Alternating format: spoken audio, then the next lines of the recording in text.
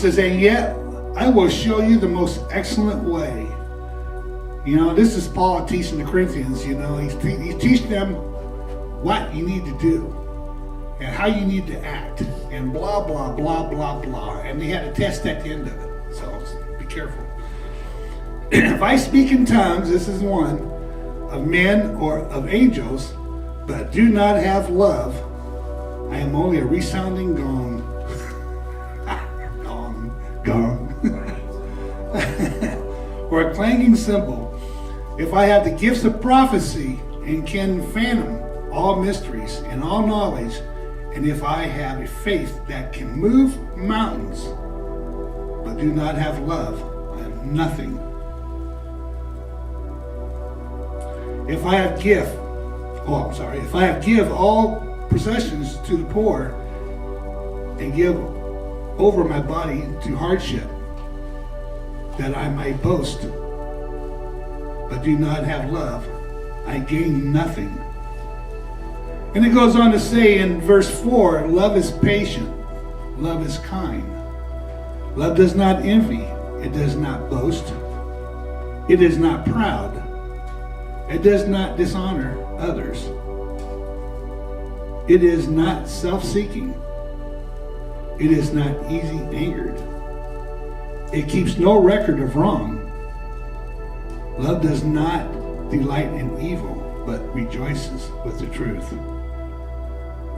It always protects, always trusts, always hopes, and always perseveres. That's what love is. And that's how we should need to love each other. You know, we're so easy as a people to look at one another and say, well, you know what, you did this, and you did that. And you know what, I remember when you did this, and I remember when you did that. You know what, who are we to judge? Because most of the time, we've probably done the same thing. Paul says that quite a few times in his letters. You know, how can you judge when you've done the same thing yourself? Act with love. When you find a brother or sister that has tripped and fallen, we pick them up. We dust them off. And we bring them back. And if they do not want to come back, then that's their decision. But then we leave it go at that. We don't go any farther with it. But I found something here that is very interesting that really kind of blew me away when I read it last night 3 or 4 times, because there was something there that God wanted me to get, and I got it. And he told me this. He goes, what you're reading here is who I am. Who I am. And it goes, love is patient. God is patient. God is so patient that he waits for everybody to come to him. He doesn't grow angry, you know, when we sin and stuff, because he knows that down the road there's a chance that he might turn. Look at the world. That will tell you how patient he really is and how things are going. Love is kind. God is kind. It says so many times in the Bible how kind God really is. And we've seen his kindness. We felt his kindness. We know his kindness. That's love, guys. It does not envy. He has no reason to envy. He's God. There's nothing that he can envy about. He's created everything. What would he be envy about? He does get jealous, though, once in a while of us. If we're not worshiping him, if we worship other gods, he gets jealous of that. But he's God, and he's righteous, and he can do what he wants.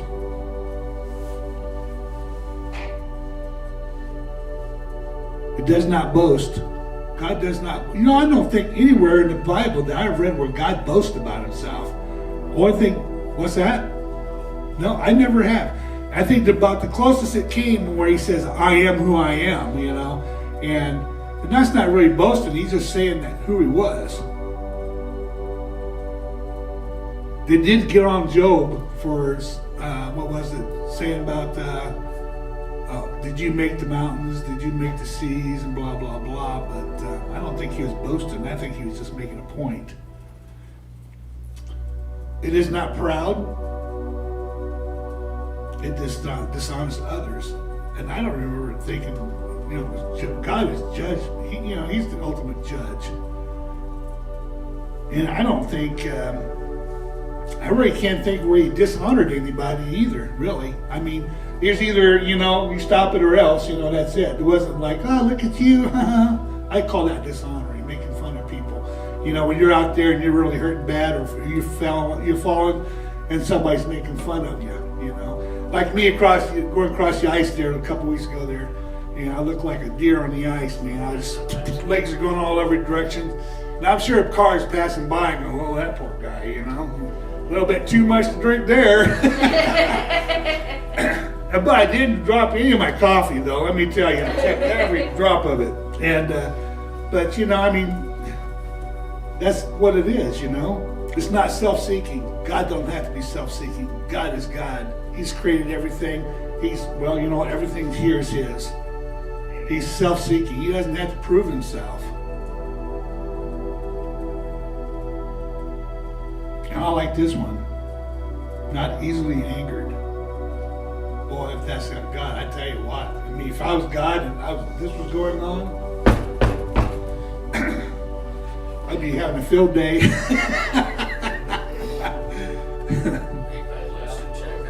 Yeah, listen, I didn't step on that person yet. Oh, there you go, there. And I like this one the most. This is the one that really hit home. Because if we think about salvation, it keeps no record of wrongs. When we give our heart to Christ, guess what? That slate's wiped clean. That's history. And we stand for the judge, And this is when we know when we're forgiven. When we stand before Him and He says, you know what? Keep going. You didn't do nothing wrong. I don't see nothing. Because He didn't keep no records on us. It's awesome. Really awesome, guys. That we have to worry about that. But that's who God is. He keeps no records. You know what? He looks at the future. He doesn't look at the past. And that's how we should look at people as well. Is look in the future. See what they can become, not what they were. And that's a big, big, big thing. It really is. Love does not delight in evil. Of course, we know God doesn't like evil. But rejoices in the truth. And that's true. He really does rejoice in the truth. You know what? He'd rather hear us tell Him the truth than lie to Him. And we do a lot of lying. We make up a lot of excuses why we do this and do that. And sometimes we use excuses to justify our own sins. And you know what? You're not pulling one over God. Adam tried that with Eve, and Eve tried it with the devil. You know what? Didn't work. They still got the punishment. Even though it probably was Satan's fault, I will say that. But you know what? They should be a little bit stronger and say, you know what? No, I'm not going to eat that fruit.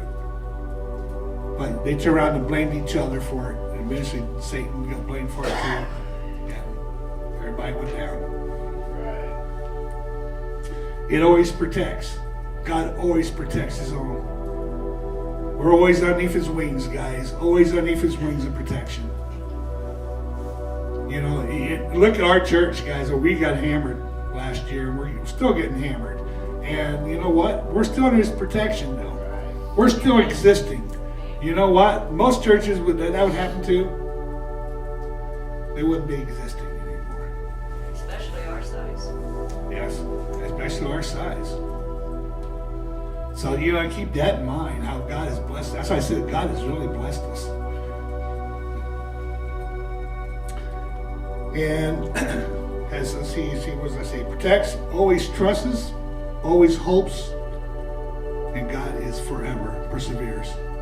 He never leaves us, guys. He never leaves our side. He's always with us, no matter what, not to the very end. Actually, there is no end if you really think about it. He's always with us all the time. He never gives up on us. We give up on Him, but He doesn't give up on us. It's it's easy to describe love as humans as we know it. And I know Randy's taught on the different types of love.